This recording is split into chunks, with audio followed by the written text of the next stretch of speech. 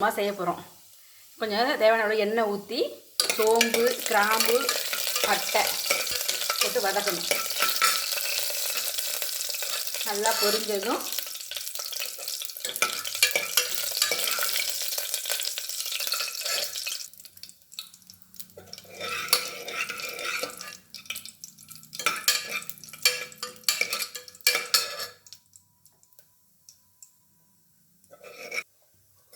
பெரிய வெங்காயத்தை போடணும். ஸ்லைஸாக அரிஞ்சு போட்டுருக்கேன்.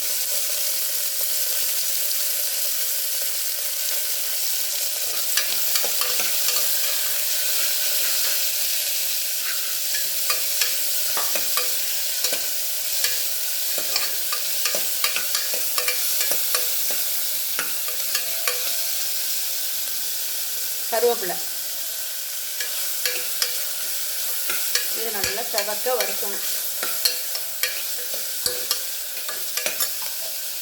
வதங்கிறதுக்கு கொஞ்சோண்டு நைஸ் உப்பு போட்டு வதக்கணும். சீக்கிரமாக வதங்கிடும்.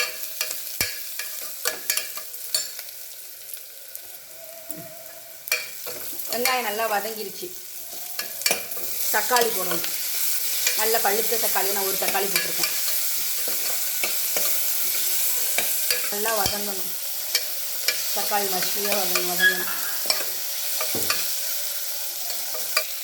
தக்காளி நல்லா வதங்கிடுச்சு. அடுத்தது காலிஃப்ளவர் சின்ன சின்ன பூவாக எடுத்து வச்சுருக்கேன்.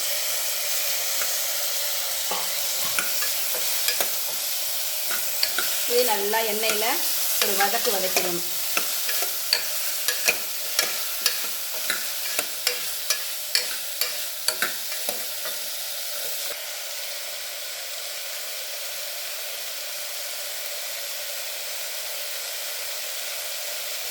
கொஞ்சோண்டு கொத்தமல்லி, இந்த காலிஃப்ளவர் வதங்கும் போது அந்த கொத்தமல்லியும் போட்டு அதோடு சேர்த்து நல்லா வதக்கினோம்னா நல்லா வாசனையாக இருக்கும்.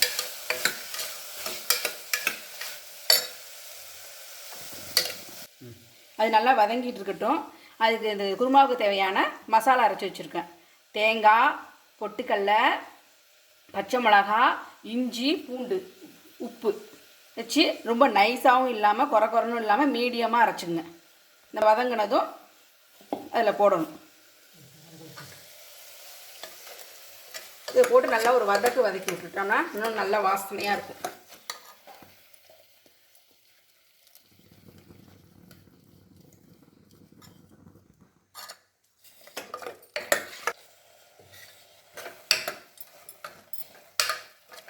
நல்லா ஒரு வதக்கியாச்சு.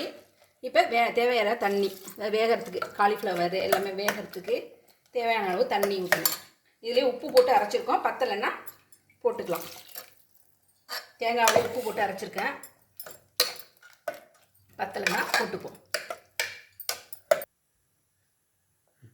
கொதி வந்ததும் மூடி 2 விசில் வச்சிடணும். காலிஃப்ளவர் குருமாக்கு சப்பாத்தி ரெடி பண்ணிட்டு இருக்கேன்.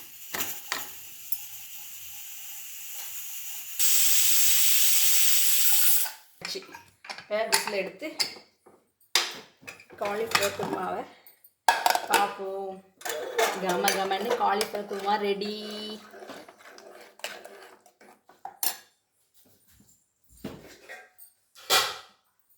சப்பாத்தியோட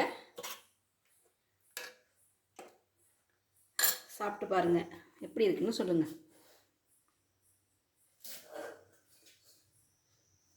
இந்த சப்பாத்தி பூரி எல்லாத்துக்கும் தொட்டுக்கலாம் அந்த காலிஃப்ளவர் குருமா.